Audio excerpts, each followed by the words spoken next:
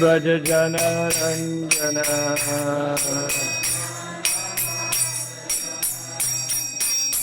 Jasaranana Brajajana Ranjana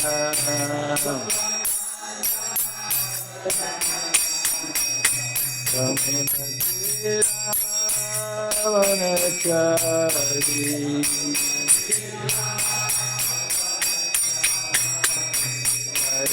Radha Madhava Kunja Vidhari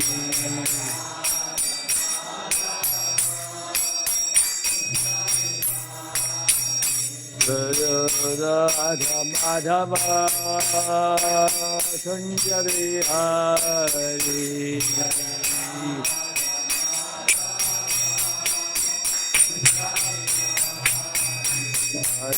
Hare Krishna Krishna Krishna Hare Hare Hare Rama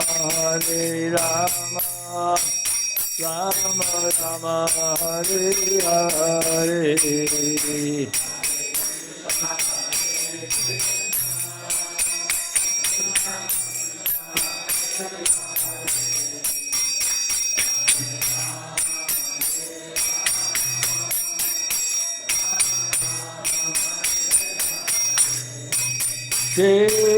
Krishna Chaitanya Prabhu Nityananda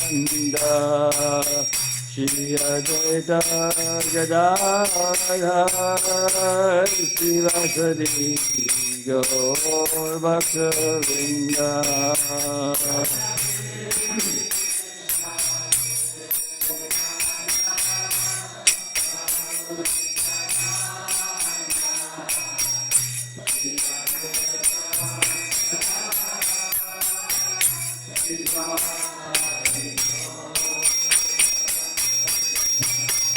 Jaya Shri Krishna Chaitanya Prabhu Nityananda Shri Advaita Gadadhara Sivasadi Gaur Bhakta-vrinda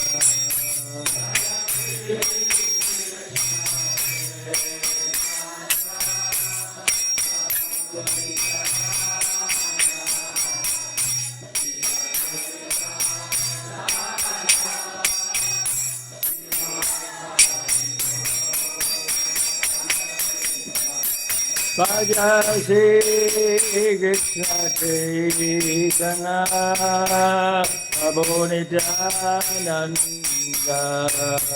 Shri Advaita Gadadhara Sivasadi Gaur Bhakta-vrinda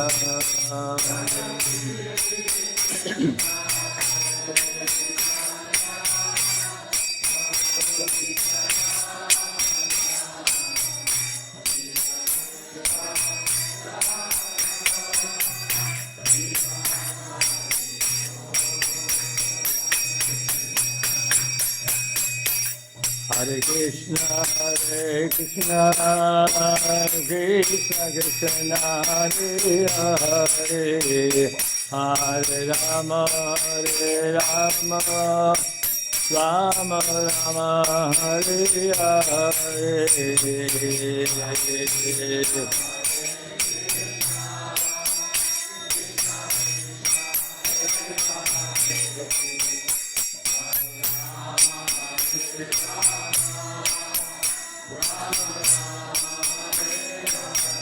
Hare Krishna Krishna Krishna Hare Hare Hare Rama Rama Hare Hare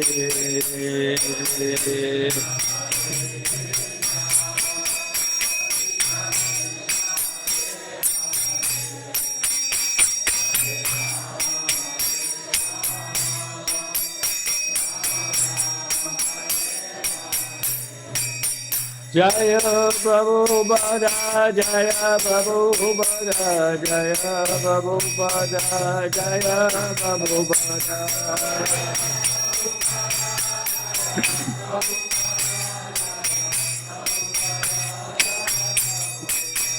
Jaya Prabhupada, Jaya Prabhupada, Jaya Prabhupada, Jaya Prabhupada.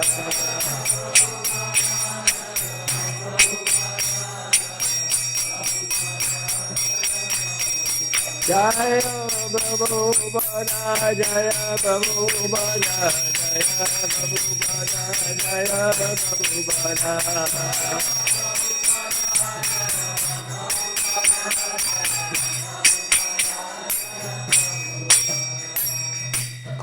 Jayam Vishnupada Paramahansa Parivrajikacharya Stota Sadashi Srimad Divine Grace A.C. Bhaktivedanta Goswami Srila Prabhupada Ki Jai.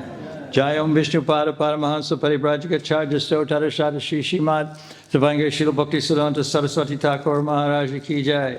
Ananta Koti Vaishnava Vrinda Ki Jai. ISKCON Founder Acharya Srila Prabhupada Ki Jai.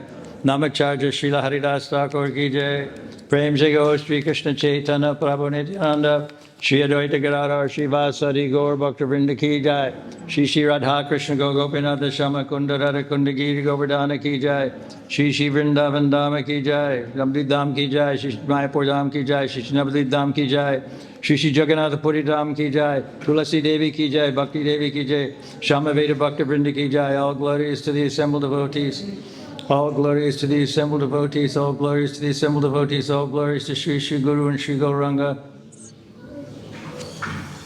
Narayanam namaskritam naram chaivam narottamam devim saraswatim vyasam tato jayam udirayet nasta prayeshu abhadreshu nityam bhagavata sevaya bhagavati uttama shloke bhaktir bhavati naistiki. Very honored to be asked to give a Srimad Bhagavatam class on the beginning of Kartik. Thank you very much. And the temple decorations, as I can see them with marigolds, are very, very nice. Thank you to all who did it. And what verse are we reading today? Is the 20th verse? 21. 21.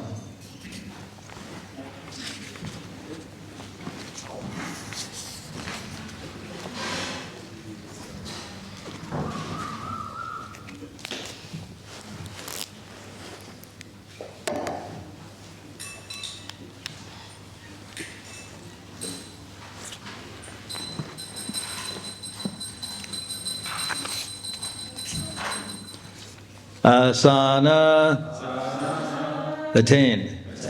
Shondram, Shondiram, power. Apeta, devoid of. Sadvasam, fear. Krita, making. Pratikaram, opposition. Aharyam, unopposable. Prakramam, having power. Vilaksha, having seen. Daityam, the demon. Bhagavan, the worshipful Brahma. Sahasranihi, the leader of thousands of sages. Jagata, addressed. Narayanam, Narayanam, Lord Narayana. Adi, the original. Sukham, having the form of a boar. Translation. After arriving at the place of the combat, Brahma, the leader of thousands of sages and transcendentalists, saw the demon, who had attained such unprecedented power that no one could fight with him. Brahma then addressed Narayan, who was assuming the form of a boar for the first time. Responsibly, after arriving at the place of combat, Brahma, the leader of thousands of sages and transcendentalists, saw the demon, who had attained such unprecedented power that no one could fight with him. Brahma then addressed Narayan, who was assuming the form of a boar for the first time. Text 22 and 23, translation. Lord Brahma said, "My dear Lord, this demon has proved to be a constant pinprick to the demigods, the Brahmins, the cows, and the innocent persons who are spotless and always dependent upon worshiping your lotus feet. He has become a source of fear by unnecessarily harassing them. Since he has attained a boon from me, he has become a demon, always searching for a proper combatant, wandering all over the universe for this infamous purpose." Responsibly, Lord Brahma said, "My dear Lord, this demon has proved to be a constant pinprick to the demigods, the Brahmins, the cows, and the innocent persons who are spotless and always dependent upon worshiping your lotus feet. He has become a source of fear by unnecessarily harassing them. Since he has attained a boon from me, he has become a demon, always searching for a proper combatant, wandering all over the universe for this infamous purpose." Please make a little aisleway for people who want to come into this room. Thank you. Purport by Srila Prabhupada. There are two classes of living entities. One is called Sura, or the demigods, and the other is called Asura, or the demons. Demons are generally fond of worshiping the demigods. And there are evidences that by such worship they get extensive power for their sense gratification. This later proves to be a cause of trouble to the Brahmins, demigods, and other innocent living entities. Demons habitually find fault with the demigods, Brahmins and innocent, to whom they are a constant source of fear. The way of the demon is to take power from the demigods and then tease the demigods themselves. There is an instance of a great devotee of Lord Shiva who obtained a boon from Lord Shiva, that the head of whomever he touched with his hand would come off its trunk. As soon as the boon was offered to him, the demon wanted to touch the very head of Lord Shiva. That is their way. The devotees of the Supreme Personality of Godhead do not, however, ask any favor or sense gratification. Even if they are offered liberation, they refuse it. They are happy simply engaging in the transcendental loving service of the Lord. So this Virkasura story is told in a lot more detail in other parts of the Srimad Bhagavatam, that he attempted to use the boon to test it on the giver of his boon, Lord Shiva. And Lord Shiva had to flee in fear of getting his head separated from his trunk. But he was unable to flee far enough, and he finally approached Lord Shiva. And Lord Shiva said, "Well, I'll help you." And he approached Virkasura as a small child, and he said, he said to him, Lord Krishna said to him, "This Lord Shiva is not very dependable. I think that you should have to test this boon and see if it's really going to work." And somehow, because Lord Krishna came as a child, Virkasura accepted what he said and decided to test the boon. So he was advised by Lord Krishna to test the boon on his own head. And he did so, and then his head separated from his body and he died. That's the story of Virkasura. This is the intention of the demons, to get boons from the demigods and to test them and to use them for nefarious purposes. When I was younger, I used to think that all people were good, but they're just temporarily manifesting themselves as bad people. That's a kind of a oneness philosophy, that all people are good, that there's a good side or a good stream to all people, even if they manifest themselves as bad.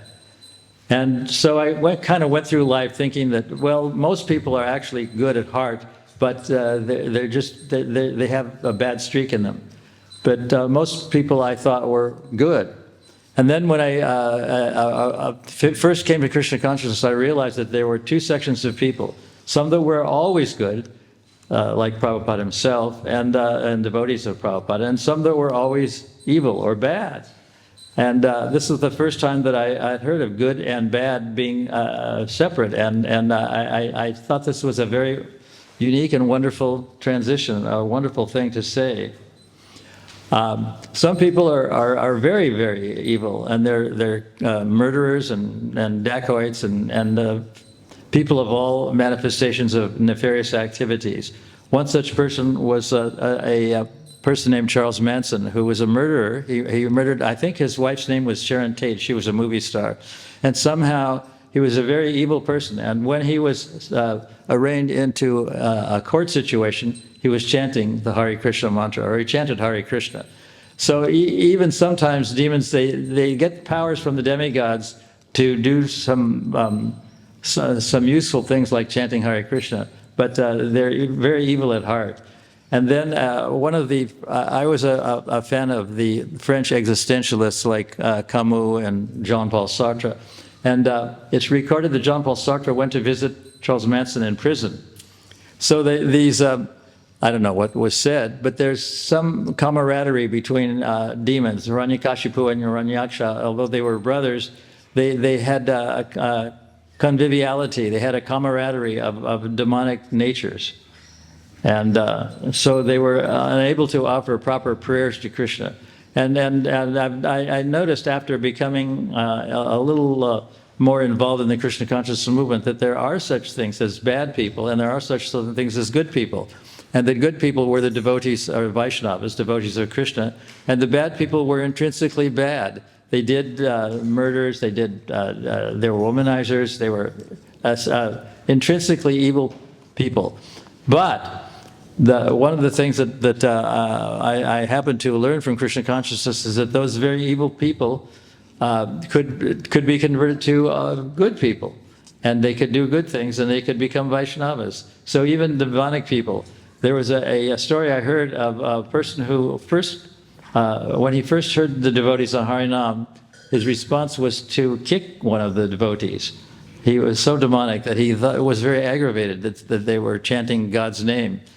And later on, according to the story, this person became a devotee and initiated himself, not himself, but took initiation from someone else and became a very good person. So the people who are intrinsically evil or murderers, they can be converted by contact with devotees and by appreciating and especially by reading and by hearing from elevated devoted souls. We have to recite every day in the Gayatri mantra that Krishna is the source of all emanations, and we say that we can cross the insurmountable ocean of nescience by being firmly fixed in the service of Krishna, and that this was approved by the previous acharyas who were fixed in firm devotion to the Lord, Paramatma, the Supreme Personality of Godhead. So in other words, he was saying that by chanting the Hare Krishna mantra and becoming a Vaishnava and by reading the philosophy of Krishna consciousness, we can become changed. We can enter into the goodness of heart. On the other, and also it's very, very important that we associate with devotees to, as he says in the last part of this last verse, this was approved by the previous acharyas who were fixed in firm devotion to the Lord Paramatma.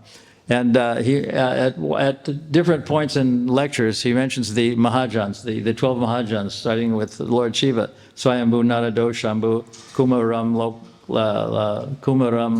Lokanam Chana, and it ends with Raja, the Bharadraj, the person who metes out punishment to those who are evil. So he's one of the 12 Mahajans, and without association with these 12 Mahajans or people who are considered to be very highly elevated, the Goswamis and people who are revered as sadhus in Krishna consciousness, then one can obtain Krishna consciousness and one can become converted from a demonic mentality to a devotional mentality. And many of those who are hearing this lecture or sitting in this room had very demonic qualities in the beginning, but they were converted to Krishna consciousness by the grace of devotees of Krishna. So I'll read the combination of texts 22 and 23 again, and then we'll end. Lord Brahma said, "My dear Lord, this demon, has proved to be a constant pinprick to the demigods, the Brahmins, the cows, and innocent persons who are spotless and always dependent upon worshipping your lotus feet. He has become a source of fear by unnecessarily harassing them. Since he has attained a boon from me, he has become a demon, always searching for a proper combatant, wandering all over the universe for this infamous purpose." So any comments or questions on any of this or anything that I said? If so, please ask or comment. Yes? Maharaj, I was reading yesterday about the devotee can settle like that spark of bhakti, and then a supremely powered devotee can do it to almost anybody. So I was thinking maybe you could comment like Srila Prabhupada. He approached so many people who had no good qualities practically, and changed them to devotees. My thought about this is that people who met Prabhupada thought he was a very elevated and interesting person, and his lecturing when I first heard him was very often laced with Sanskrit texts, and we had no idea what those Sanskrit texts meant. But he said that in 1971, when Nectar of Devotion was published, that he said, all of you, this is a lecture that he said in Los Angeles, all of you should read this text. He was referring to Nectar of Devotion, which was the first translation that was edited, proofread, and published in Los Angeles. Every one of you, he said, should read this book repeatedly. Every time a question arises, don't ask me, Swami this, Swamiji that, Swamiji this, Swamiji that, but just read repeatedly and the answers will come. So it's not only the association with great souls, but reading their writings are very helpful, and they can convert us from our very bad habits to very good habits. And that happened to many people. Hare Krishna. Is that helpful? Thank you.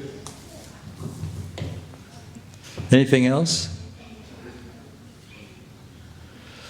Okay, well, we'll stop at that point, and thank you very much, and happy Kartik. Hare Krishna. Mukunda Maharaj ki jai.